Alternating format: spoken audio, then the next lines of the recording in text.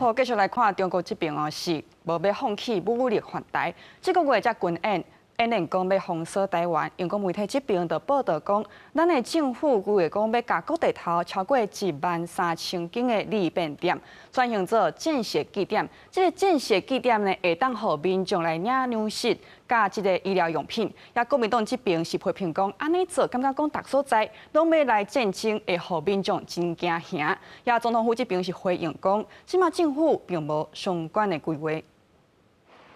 便利超商各种物件拢伫卖，满足民众日常所需要的。这两化情势真严重，中共经由军演练封锁台湾，想要来切断外来元素，造成岛内的惊吓。英国媒体微博报道，南方政府有意规划，甲全台超过13000间的便利超商转型成做建设中心，就近互民众领出口粮，也有医疗用品。我会觉得蛮方便的，对，就是感觉。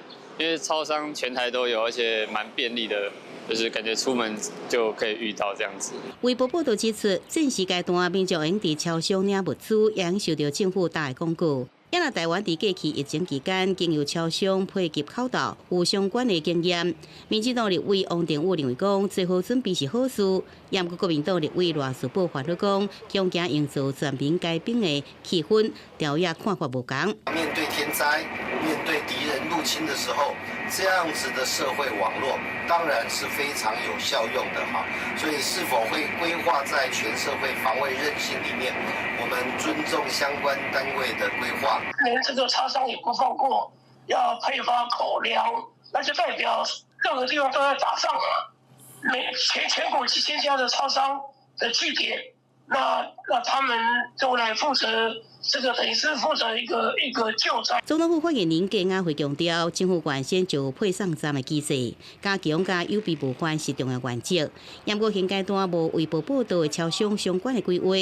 学者认为，超商真侪物资配送站有数量多、方便领取的优势。不过物流配送甲安全防护这问题，必须要来克服。特别是在物资不足的情况之下，相信一定会有一些有心人士或是民众有可能会去抢夺，或者是去从事一些趁火打劫的动作。那今天的一个超商，它能不能在这样子的一个高强度、高压力的情况之下，还能够维持它的运作？我想这个就会是关键。另外，国军汉光41号演习，14天的电脑并推正在进行。国防部长顾立勇在主持演习统裁会议，指出这阵完成常态危机处理、普适地带应处，也有联合反登陆作战这重要科目，防卫军整体演练成果良好。